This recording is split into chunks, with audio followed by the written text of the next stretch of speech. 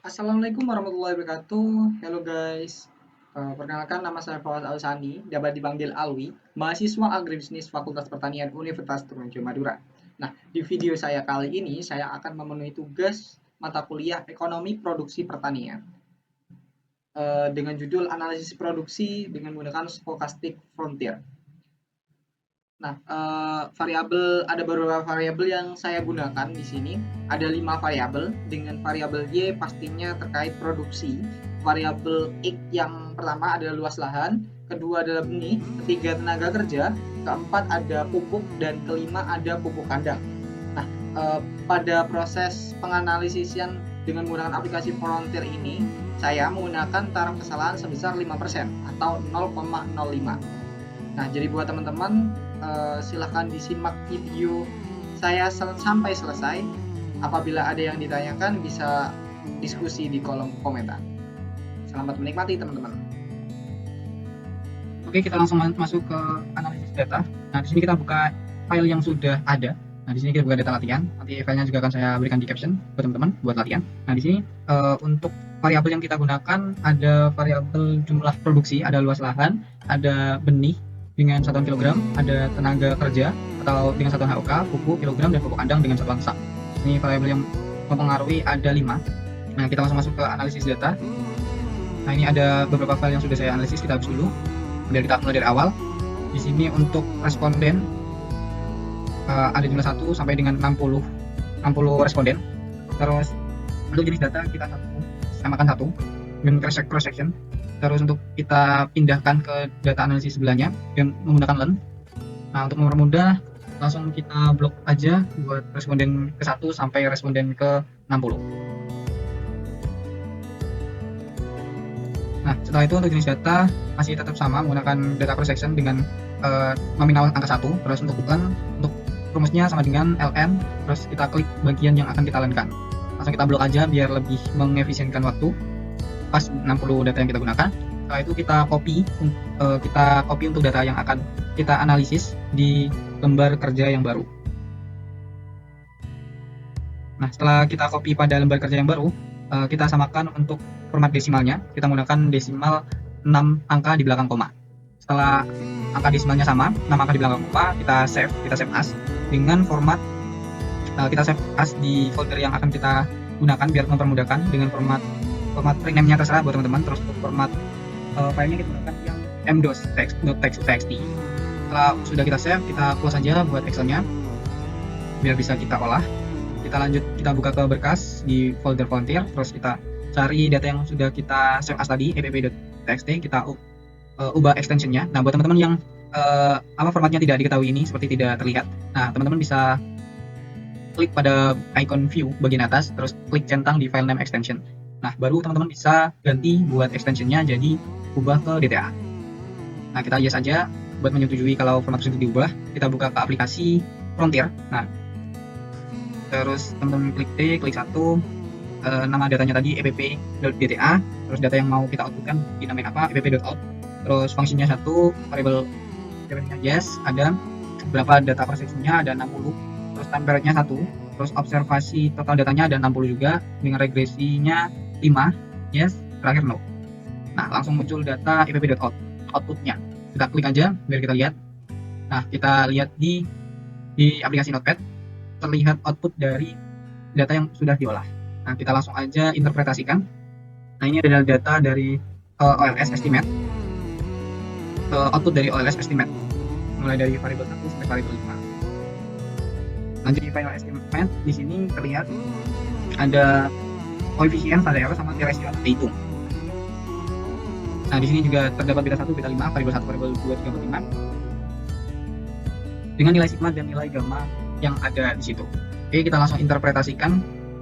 Yang pertama untuk kita lihat nilai LR.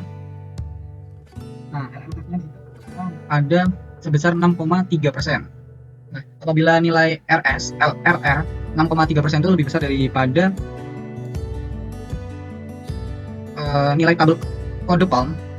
Nah, yang pertama kita lakukan adalah melihat nilai LR. Nilai LR ini berfungsi untuk mendeteksi adanya nilai inefisiensi.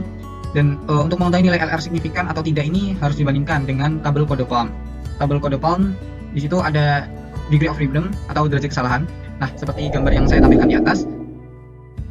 Nah, untuk mengetahuinya kita menggunakan patokan number of restriction. Nah, di situ kan 2. Nah, kita tarik aja dengan taraf kesalahan yang kita gunakan adalah 5% atau 0,05, maka kita dapatkan nilai kode palmnya sebesar 5,138%.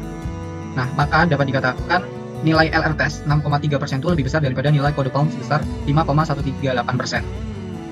Nah, apabila LR lebih besar daripada nilai kode palm, maka H0-nya itu ditolak dan diterima dari hipotesis H1. Artinya daerah penelitiannya itu ada kasus inefisiensi. Yang kedua, kita lihat dari nilai gamma. Nilai gamma yang tertera di situ itu sebesar 94,93% dengan nilai T hitung sebesar 17,19%. Nah, kita bandingkan nilai T hitung dengan T tabel. Untuk mengetahui T tabel, kita bisa menggunakan rumus Excel.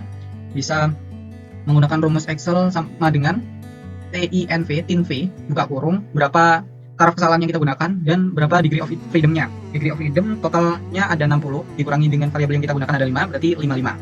Nah, akhirnya kita temukan 2% untuk T-tabelnya. Sehingga nilai gamma sebesar 94,93% itu dengan T hitung sebesar 17,19% lebih besar dari T-tabelnya yang hanya 2%. Maka dapat dikatakan nilai gamma yang sebesar 94,93% itu disebabkan karena inefisiensi teknis dan sisanya sebesar 5,07% itu disebabkan oleh resiko. Nah, kita masuk ke beta 1 sampai beta 5. Kita mengetahui dari setiap variabel yang kita gunakan. Nah, dengan hipotesis apabila T hitungnya itu lebih besar dari T tabel, maka variabel tersebut berpengaruh secara signifikan terhadap kegiatan produksi. Nah, kita langsung lihat pada beta 1 atau variabel 1. Pada variabel pertama di luas lahan itu sebesar 4,69%. Nah, dengan T tabelnya kan 2%, maka dapat dikatakan bahwa variabel luas lahan ini signifikan terhadap produksi. Lanjut ke variabel kedua, dengan nilai T hitung atau T rasio sebesar 2,7%, ini juga masih signifikan karena lebih besar daripada T tabelnya. Untuk variabel ketiga, sebesar 1,08%. Nah, ini kurang dari 2%. Sama halnya dengan variabel keempat dan variabel kelima yang memiliki nilai T rasio atau T hitungnya itu kurang dari T tabel atau 2%. Nah, ini maka dikatakan bahwa variabel ketiga, variabel tenaga kerja, pupuk, dan pupuk kandang itu tidak signifikan terhadap produksi.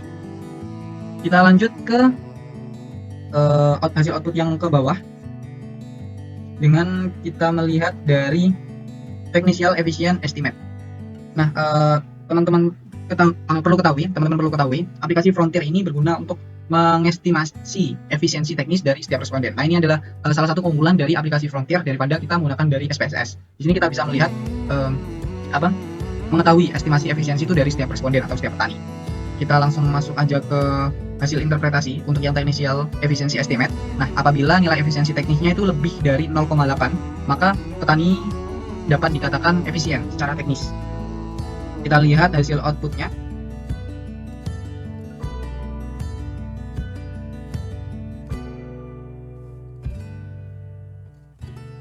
Kita lihat hasil outputnya technical efficient estimate untuk petani yang pertama. Ini dengan nilai efisiensi teknis sebesar 0,9%. Nah, ini lebih besar daripada 0,8. Maka petani ini dapat dikatakan efisien secara teknis. Begitupun seterusnya sampai dengan petani ke-60. Nah, maka dapat disimpulkan pada data yang kita gunakan dari 60 responden petani ini, petani dengan nomor urut ke-21, ke-27, 29, 30, 34, 39, dan 54 itu tidak dapat dikatakan tidak efisien secara teknis karena nilai efisiensi teknisnya itu kurang dari 0,8. Nah, untuk keseluruhan yang selain itu dapat dikatakan efisien secara teknis karena nilai efisiensinya lebih besar daripada 0,8. Kesimpulannya, dapat dikatakan dari hasil interpretasi mean efisiensi sebesar 0,85, maka dapat disimpulkan bahwa 60 responden petani itu didapatkan nilai sebesar 0,85, sehingga menunjukkan bahwa rata-rata petani itu efisien secara teknis dalam melakukan fungsi produksi. Terima kasih buat teman-teman yang sudah menonton video ini sampai selesai. Semoga apa yang saya sampaikan dapat bermanfaat bagi kalian semua. Kurang lebihnya saya mohon maaf. Don't forget to like, comment, and subscribe because your appreciation is very precious to me. Wassalamualaikum warahmatullahi wabarakatuh. See you next time, guys.